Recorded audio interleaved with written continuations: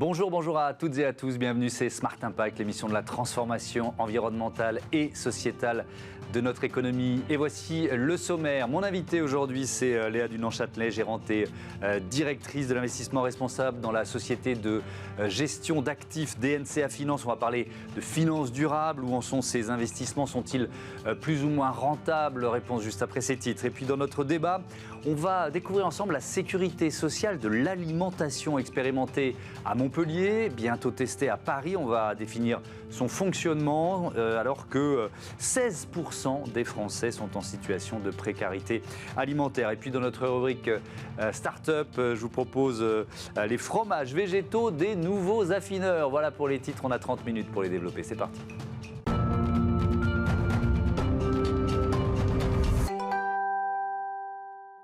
L'invité de ce Smart Impact, c'est Léa Dunant-Châtelet. Bonjour. Bonjour Thomas. Bienvenue, vous êtes gérante et directrice de l'investissement responsable dans la société de gestion d'actifs DNCA Finance.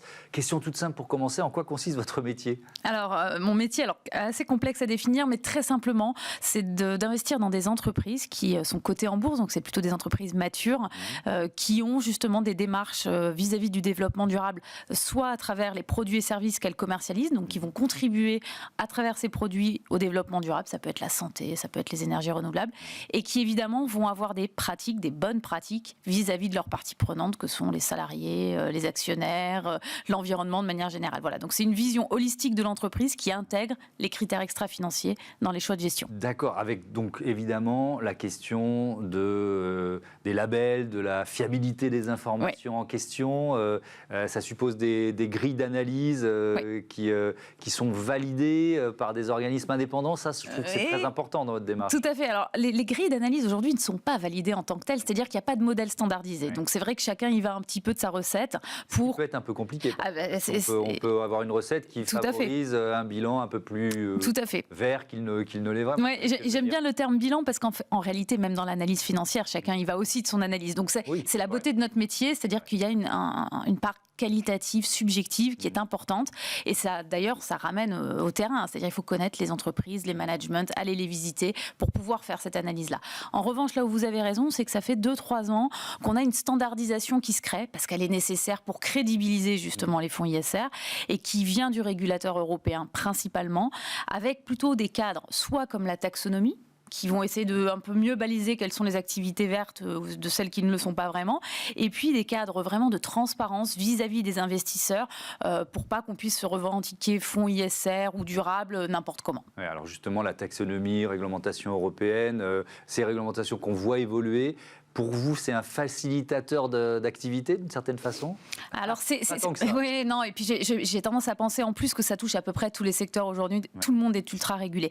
C'était nécessaire, ça c'est évident. Ça allait un peu dans tous les sens. Il fallait quand même donner un cadre un peu plus strict et redonner ses lettres de noblesse à ce métier de la gestion en investissement durable qui quand même perdait de la vitesse pour des questions de crédibilité. Tout le monde en fait et donc on parle de greenwashing. Ça, c'est sûr, ça aide. En revanche, un cadre contraint bâti en très peu de temps, mais comme dans beaucoup de secteurs aujourd'hui, ça suppose des révolutions internes dans le métier de la gestion d'actifs qui sont complexes à mettre en œuvre. Des compétences qui n'existent pas forcément dans tous les métiers, au-delà du gérant lui-même. Les risques, ceux qui passent les ordres, le juridique.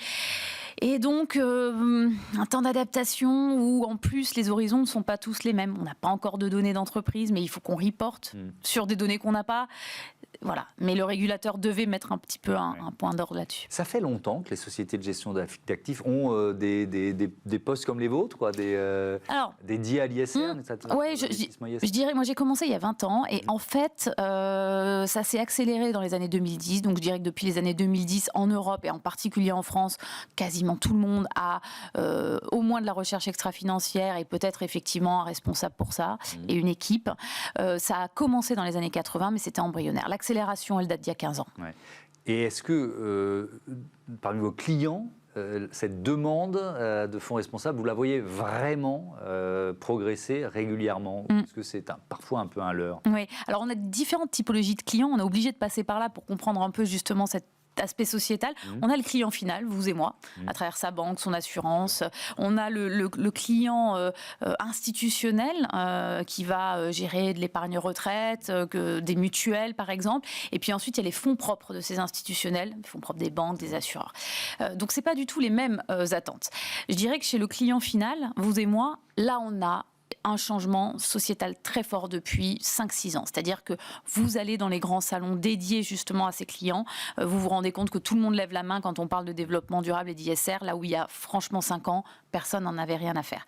Par contre, il y a encore une confrontation de compréhension entre la performance financière et la performance extra-financière. On est sur des horizons de temps longs et on peut avoir par moment des périodes qui sont défavorables à ces fonds. C'est ce qui s'est passé depuis 2-3 ans.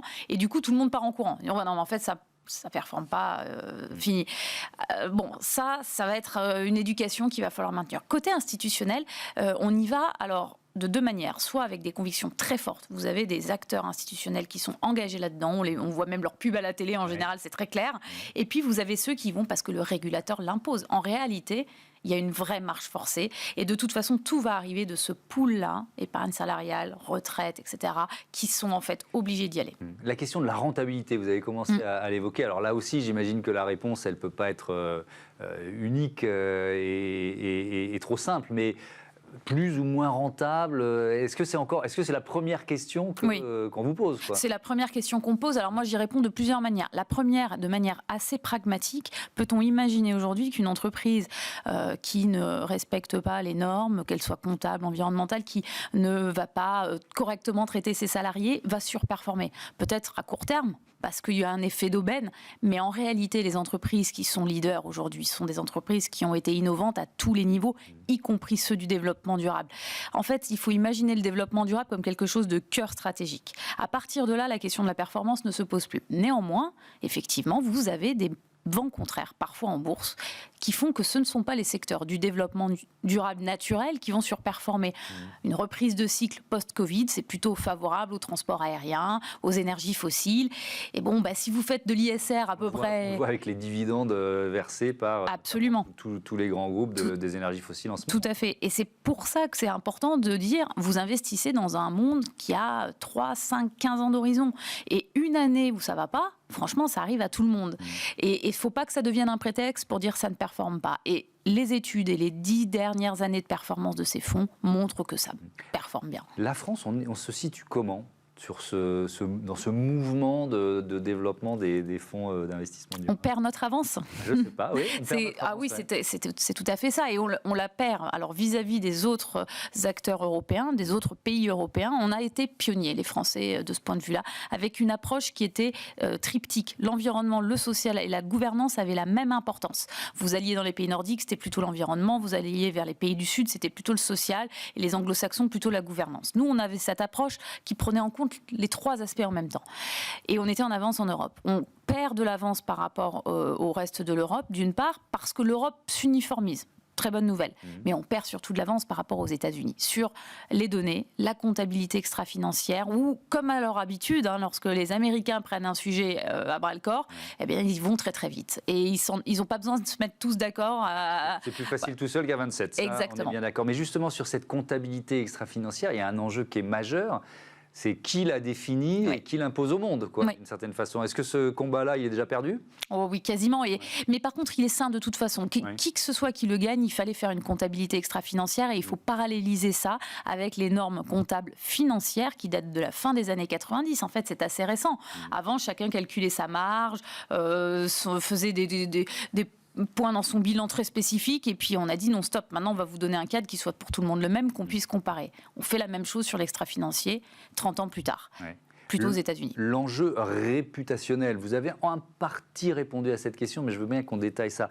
Alors, c'est pas nouveau, mais c'est encore plus un enjeu financier? Alors, plus que jamais, c'est-à-dire que, et ça c'est le grand enseignement, d'abord, vous avez des faillites liées à des enjeux extra-financiers. Orpea n'aurait pas fait faillite s'il n'y avait pas eu ce scandale. C'est-à-dire que l'équilibre financier de la société était assuré, sa rentabilité également, donc les aspects financiers étaient bien présents. Ce qui crée la faillite d'Orpea, c'est le défaut de confiance d'une part, la remise en question des normes du marché dans ce secteur-là, et le fait finalement qu'on a probablement surpricé, survalorisé une rentabilité qui n'était pas pérenne. Et vous allez à la faillite. Donc ça veut dire que vous avez des entreprises sur un scandale extra-financier qui perdent 100% de leur valeur. Et il n'y en a pas eu qu'une. On a eu Wirecard, Enron était le premier exemple dans les années 2000 le plus flagrant. Aujourd'hui, une controverse. C'est 30 à 40% de baisse sur les marchés. C'est bien plus qu'un profit warning financier en réalité.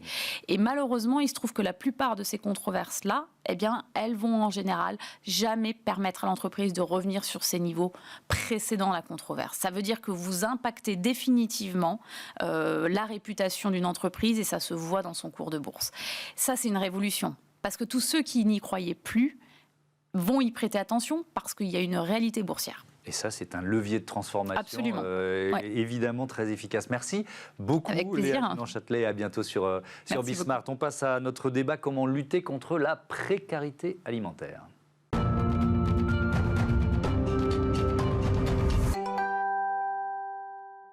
C'est le débat de ce Smart Impact avec Grégory Ackermann. Bonjour. Bonjour. Bienvenue, vous êtes chargé de recherche en sociologie à l'INRAE, l'Institut national de recherche pour l'agriculture, l'alimentation et l'environnement. On est également en duplex avec Nicolas Verzotti. Bonjour, agriculteur dans le Vaucluse, la ferme du Colibri. Bienvenue à vous. On va peut-être commencer par le constat, Grégory Ackermann. On va parler ensemble de cette idée qui est déjà testée à Montpellier de sécurité sociale de l'alimentation. Mais il y a d'abord ce constat de la précarité alimentaire qui touche 16% de la population en France. Peut-être une double question. Quand on parle de précarité alimentaire, c'est quoi? On manque un repas, on ne peut pas se payer 3 repas par jour, j'imagine. Et puis, est-ce que cette proportion, 16%, elle est plutôt en augmentation? La précarité alimentaire, il y a 2 formes de précarité alimentaire. Une précarité alimentaire quantitative, c'est le chiffre que vous donnez, qui est en fait une question qui est posée. Est-ce qu'il vous arrive de ne pas avoir assez à manger? Et là, les gens, donc, il y a 16% de la population qui a répondu à cette question de manière positive dans le sondage du Crédoc et qui est en légère augmentation par rapport aux années précédentes. Quand on pose la question plutôt qualitative, est-ce qu'il vous arrive de ne pas pouvoir acheter tous les produits que vous souhaiteriez acheter? Là, on arrive à des chiffres qui sont bien plus importants, autour de 30 ou 40%. Donc, selon la manière dont on mesure la précarité alimentaire, on peut atteindre des chiffres qui sont assez importants. Avec forcément, j'imagine, depuis 2 ans et l'inflation, ce que vous décrivez là, c'est-à-dire on se prive de certains produits, c'est encore plus important. Ah oui, tout à fait, parce que l'inflation, surtout sur les produits alimentaires, a été très importante. Donc on voit une hausse de la précarité alimentaire dans les différents sondages qui sont produits. Nicolas Verzotti, peut-être une question, on parle du prix là. Est-ce que cette question du prix, c'est pour vous au cœur de ces enjeux du bien manger, d'une alimentation saine, d'une alimentation accessible à tous? Alors bien entendu, en fait, que ces questions de prix, de revenus sont à mettre sur la pile des sujets, en tout cas, à traiter. Et j'acquiescerai dans ce constat que nous faisons, nous, côté CISAM, les centres d'initiative pour valoriser l'agriculture et le milieu rural, c'est qu'on le dit d'une autre manière, on a un système alimentaire qui est à bout de souffle. On a fait le choix de déléguer au marché son organisation. Or, aujourd'hui, on constate qu'il y a beaucoup d'opacité, que les effets délétères se font ressentir d'un bout à l'autre de la chaîne alimentaire, et notamment chez les plus précaires. Comme Grégory Ackermann l'a rappelé, en fait, cette idée de précarité alimentaire est bien présente. Et on peut dire que les effets se font sentir notamment en amont, pour nous, côté agriculteurs. C'est pour ça que je parlais d'opacité du système alimentaire et qu'il est important de pouvoir réfléchir et penser des solutions à la hauteur des enjeux, des projets politiques et des solutions à la hauteur de cet enjeu. Alors, parmi ces idées, ces solutions, il y a donc cette sécurité sociale de l'alimentation. Je l'ai dit, elle était expérimentée à Montpellier. Grégory Ackermann, peut-être une définition pour commencer. De quoi on parle? De quoi s'agit-il? Oui, c'est un projet qui est porté par un certain nombre d'associations et qui propose un système un petit peu comme la sécurité sociale de la santé, qui reposerait sur un peu 3 piliers. Un premier, ça serait qu'on pourrait acheter de l'alimentation dans des lieux conventionnés, donc des lieux qui ont été décidés de manière démocratique par des citoyens.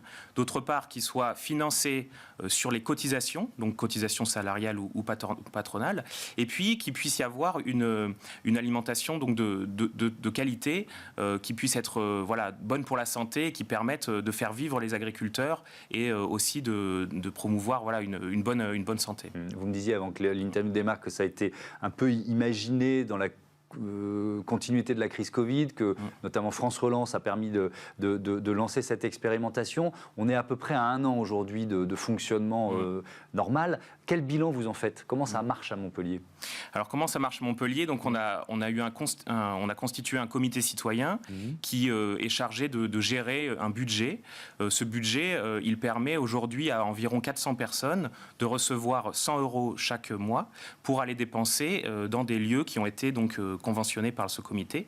Et en fait, ils le reçoivent en échange d'une cotisation qui est libre. Ils peuvent mettre entre 1 € et 150 € pour recevoir 100 € chaque mois. Et donc, c'est un dispositif qui est ouvert à tous, parce que ce que j'ai pas dit, c'est que dans la SSA, il y a aussi la dimension universelle, donc c'est l'universalité. Donc là, on a bien sur ce dispositif cette dimension universelle où tout le monde peut participer, qu'on soit pauvre ou qu'on soit plus aisé.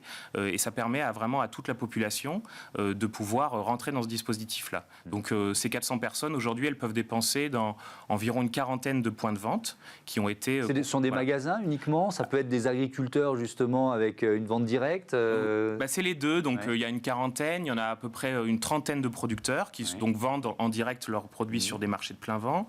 Et d'autre part, on a des magasins qui sont plutôt des magasins spécialisés, soit bio, soit des épiceries participatives ou aussi des groupements d'achat. Et donc ça permet, dans certains lieux, d'avoir une offre assez complète de produits et dans d'autres lieux, comme les marchés, de pouvoir rencontrer les producteurs et acheter directement leurs produits. Nicolas Verzotti, cette sécurité sociale de l'alimentation, j'imagine qu'elle va dans le bon sens pour vous. Est-ce que c'est aussi un levier pour développer une agriculture différente, une agriculture plus durable? Absolument. C'est une des réponses appropriées. Et notamment, un des piliers, donc, comme il vient d'être évoqué, de la sécurité sociale de l'alimentation, c'est le conventionnement démocratique. Donc, où là, il s'agit en fait de manière démocratique de pouvoir sélectionner les produits, les professionnels qui sont éligibles à la sécurité sociale de l'alimentation. Donc, partant, de pouvoir vraiment, de manière démocratique, orienter nos systèmes de production vers la nécessaire transition écologique qu'on doit opérer, puisque, en fait, pour répondre au changement climatique, pour répondre à ce qui, encore une fois, aux enjeux à la fois environnementaux et sociétaux qui se présentent à nous, il faut faire cette transition. Et que là, de façon démocratique, à travers le conventionnement, on peut le faire. Le conventionnement, en fait, c'est donc un des piliers de la SSA et c'est un outil de sortie du tout marché. C'est-à-dire que ce n'est plus le marché qui décide de ce qu'on produit ou de la manière dont on le fait. Là, c'est le monde agricole avec ses concitoyens réunis qui vont justement en fait produire en fait les normes de production et tout ce qui les accompagne. Pardon de vous interrompre. Est-ce que ça répond, Nicolas Verzotti, aussi à la question, enfin, au fait d'assurer un revenu décent, plus décent aux agriculteurs? Exactement. C'est là où j'allais venir, en fait, c'est que le fait d'être tous autour de la table, là, donc encore une fois, le comité citoyen, par exemple, là, sur l'expérimentation de Montpellier, a été accompagné notamment par les CIVAM pour aller faire des visites de ferme, comprendre les problématiques des agriculteurs. D'ailleurs, les CIVAM ont accompagné la création d'un groupement d'intérêt économique et environnemental, c'est un groupe de maraîchers, de fermes maraîchères, qui est en lien avec le comité citoyen. Et ça a été donc l'occasion de pouvoir tous ensemble, en fait, bien comprendre les problématiques qui se présentent au niveau de nos fermes, du monde agricole. Et pour la construction des prix, par exemple, le dialogue est direct et le dialogue est d'autant plus détendu que tous les enjeux sont bien compris par chaque partie. Donc on est enthousiaste à cette idée qu'en introduisant de la démocratie dans l'économie, on apporte des solutions sur différents enjeux qui se présentent à nous. Grégory Ackermann, comment on passe à l'échelle? Parce que là, voilà, l'expérimentation, 1 an, Montpellier, 400 personnes, bon, ça reste une petite échelle. Je crois que ça devrait être testé à Paris, si j'ai bien compris. Voilà, c'est quoi l'objectif là? Bon, normalement, Paris devrait lancer une expérimentation en septembre. Il y a d'autres villes qui souhaitent lancer des expérimentations. Il y en a à Grenoble, il y a la Gironde aussi qui a déjà lancé une expérimentation. Alors, comment on change d'échelle? Déjà, on expérimente, parce que ça, c'est important. Et puis, au-delà de l'expérimentation, on évalue. C'est pour ça qu'à Montpellier, on a un certain nombre de chercheurs, dont je fais partie, qui évaluent et qui cherchent à regarder quels sont les impacts. Ce qui marche, ce qui ne marche pas, Exactement. Ce qui est duplicable, ce qui ne l'est pas, etc. Tout à fait, parce que tant qu'on n'a pas évalué, on ne peut pas savoir quels sont les bons chemins pour pouvoir changer cette échelle-là. Il y a quand même des pistes, parce que donc on a notamment dans le comité scientifique, on a un groupe de travail qui travaille sur cette question de changement d'échelle. D'ailleurs, c'est aussi en lien avec des étudiants de l'université de Paul Valéry, accompagnés par Jean Cartelier, et qui analyse plusieurs hypothèses pour essayer de changer d'échelle. Ce qu'il faudrait, c'est déjà avoir en tête certaines idées sur le pourcentage que ça représenterait pour le salaire, par exemple. Ça serait autour finalement de 6% qu'il faudrait prendre. Cotisation supplémentaire. Voilà, de cotisation supplémentaire. Donc du côté des cotisation des salariés et des patrons. Et des patrons, voilà. Et ce qui permettrait, et ce qui permettrait de cette manière-là justement de toucher au moins tous les salariés. Est-ce qu'il faut passer, faut passer par une loi? Forcément, pour ensuite le mettre en place dans toute la France. Si on veut vraiment... On est dans une démarche très collaborative, très citoyenne. Aujourd'hui, en fait, c'est les collectivités territoriales qui portent aussi, qui accompagnent ces expérimentations et qui les financent. C'est vrai que si on veut passer à l'échelle de la France, il faudra que ça passe par une loi, parce que les cotisations patronales et les cotisations salariales, ça ne peut pas être juste les entreprises qui décident de leur côté, encore que je pense qu'on doit pouvoir convaincre aussi peut-être certaines entreprises de pouvoir se lancer dans ces systèmes en offrant un service supplémentaire à leurs salariés. Est-ce que ça aurait un coût pour le budget de l'État également, parce qu'on est en pleine période au contraire de réduction de dépenses et d'austérité? Aujourd'hui, par exemple à Montpellier, sur 100 € qui sont dépensés par les participants, en fait on a 60% qui est fourni par les cotisants eux-mêmes. Donc ça veut dire que là, les participants fournissent 60% déjà de l'argent du budget qui est dans la caisse. Donc ensuite, les 40% de plus, je pense qu'on doit pouvoir demander plutôt des contributions aux entreprises ou bien trouver des formes de financement qui pourraient être peut-être mixtes entre des collectivités territoriales, des entreprises et puis une cotisation des salariés. Un dernier mot, Nicolas Verzotti. Est-ce que ce type de projet, d'initiative, de perspective politique, c'est aussi un moyen de donner encore plus, je dis bien encore plus de sens à votre métier? Absolument. Et j'insisterai d'ailleurs, une petite réaction pour ce qui a été dit avant. Vous avez fait remarquer que est-ce que ça coûterait de l'argent à l'État? Mais l'argent de l'État, c'est qui? C'est nous qui fournissons cet argent à l'État. Et par ailleurs, aujourd'hui, je ne suis pas certain que moi et mes concitoyens, on puisse être à la décision de comment allouer cet argent-là pour encourager telle ou telle pratique agricole, par exemple. Voilà. Or là, dans ce système de sécurité sociale et d'alimentation, il y aurait, encore une fois, une voie démocratique très importante à travers du pilier du conventionnement qui nous permettrait de le faire. Donc vous voyez que la voie est heureuse, la voie ouverte et heureuse pour le monde paysan qui aujourd'hui est plutôt accablé, est très accablé. Merci beaucoup, merci à tous les deux d'être venus nous présenter cette idée déjà testée de sécurité sociale de l'alimentation. On passe à notre rubrique Start-up.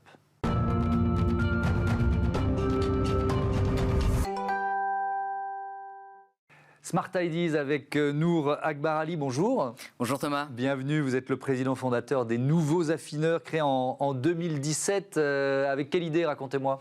Alors les Nouveaux Affineurs, c'est une entreprise qui a eu une envie d'innover dans le domaine des alternatives végétales au fromage, avec un positionnement assez fort sur la partie technique et industrielle. C'est vraiment une clé pour maîtriser la production, les coûts et puis la qualité des produits. Alors des fromages végétaux, de quoi sont-ils faits? Qu'est-ce qu'on trouve dedans? Donc on fabrique tout à partir de plantes.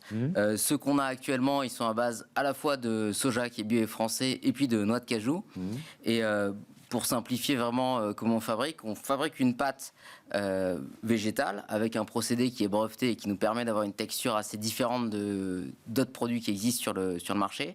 Et ensuite, on la fermente. Et dans cette deuxième partie, on va travailler avec des outils assez similaires à ceux d'un fromager traditionnel. Oui, alors justement, comment vous travaillez les goûts? Est-ce que vous cherchez à à imiter le goût de fromage existant ou pas? Alors je dis souvent qu'on fait des produits qui sont à la fois alternatifs et complémentaires au fromage qu'on connaît. L'idée, c'est que déjà, dans un pays comme la France, on a quand même plusieurs centaines de variétés de fromages. Et ce qu'on veut avant tout, c'est retrouver le plaisir. Et à la fois, il y a des produits qui, franchement, quand les gens les goûtent, ils disent mais ça, vous rigolez, c'est un camembert ou ça, c'est tel type de fromage, parce qu'on fait le rapprochement à ce qu'on connaît. Mais avant tout, on veut que ce soit aussi bon que du fromage et que, et c'est le cas aujourd'hui, des gens puissent, s'ils cherchent une alternative sans lait, trouver nos produits et les trouver aussi bons que ce qu'ils avaient l'habitude de consommer quand ils mangeaient du fromage, mais aussi mélanger avec du fromage, parce qu'il y a des gens qui cherchent à juste diversifier leur consommation, et donc ils vont à la fois consommer des produits laitiers et végétaux. D'ailleurs, il y a des enjeux qui sont aussi financiers, sémantiques. Vous avez le droit de dire c'est du fromage? Non, on appelle ça, donc nous on a des alternatives au fromage. Le produit qui est là, c'est un produit qu'on appelle un affiné végétal. Celui-là s'appelle l'affiné d'Albert. Et effectivement, on a ce sujet qui est réglementaire. On entend beaucoup parler aussi sur tout ce qui est alternative à la viande. C'est partie de l'actualité maintenant. Mais aujourd'hui, ça pose pas vraiment de problème, parce que les consommateurs ne s'y trompent pas. Et ce qui prédomine, ça fait partie de ce qu'on cherche à faire aussi, c'est vraiment le goût, le plaisir. Après, les gens, honnêtement, dans les magasins, dans les restaurants... On dise fromage ou pas, bon... Exactement, mais la réalité, c'est que l'usage prévaut, et les gens au quotidien appellent ça quand même du fromage végétal. Il y a une levée de fonds annoncée d'1 500 000 euros. Oui, c'est ça. Alors, c'était au mois d'octobre dernier. Récemment, c'est ça, on a complété. Au total, l'entreprise a levé à peu près 4,5 millions depuis sa création. L'enjeu, c'est, je disais, on a un axe qui était à la fois technique et industriel assez fort. Du point de vue produit, ce qu'on cherche, c'est à faire des produits qui soient très bons, avec la fabrication la plus simple possible et le minimum d'ingrédients. Pour y arriver, ça demande quand même d'investir sur des sujets assez techniques, puisqu'il n'y a pas d'historique, comme on peut l'avoir en recherche sur les produits laitiers, où c'est des choses qui sont étudiées depuis très longtemps. Et donc, c'est en partant d'une feuille quasiment toute blanche, maîtriser la fermentation, la conception, pour avoir des produits qui soient très bons sans mettre d'additifs. J'ai une question, parce que vous nous avez parlé de... Bon, on voit bien le double levier, l'empreinte carbone, le bien-être animal, donc ça c'est l'intérêt d'une démarche comme la vôtre. Mais... Et la santé. Et à la santé. Noix de cajou, parce qu'il y a beaucoup de noix de cajou dans les produits véganes, et il y a eu un certain nombre de scandales sur les conditions dans lesquelles elles sont décortiquées à la main, notamment en Inde. Les vôtres, quel choix vous avez fait là-dessus? Tout à fait, et on est très sensible à ça dans une démarche globale. Pour cette raison, on travaille avec une filière qui ne travaille uniquement en décortiquage mécanique, c'est-à-dire que ça évite ce problème que vous avez pu constater. Le décortiquage est fait par des machines, et l'avantage aussi sur cette filière au Vietnam, c'est que les noix de cajou sont produites et décortiquées localement. Ensuite, le transport se fait par voie lente, donc le poids du transport dans l'impact carbone à la fois de nos produits, mais c'est vrai aussi pour l'ensemble des aliments en général, pèse très très peu. Donc malgré ça, en tenant compte ce transport, on arrive à diviser par 10 les émissions de gaz à effet de serre par rapport à un produit laitier équivalent. Et sur le bien-être animal, c'est un engagement important? Oui, puisque même si tout ce qui est viande paraît beaucoup plus évident pour le grand public, pour les produits laitiers, donc on est souvent sur du lait de vache, des filières bovines, et on a quand même ce sujet évidemment de... l'organisation de l'industrie laitière avec l'abattage des veaux. Pour tous les gens qui sont sensibles justement aux questions éthiques, c'est important de pouvoir trouver des alternatives sans lait. Merci beaucoup, merci Nour Akbar Ali, et merci à vous. Aux nouveaux affineurs. Voilà, c'est la beaucoup. fin de ce numéro de Smart. On va goûter de ce numéro de Smart Impact. Merci à toutes et à tous de votre fidélité à la chaîne des audacieuses et des audacieux. Salut.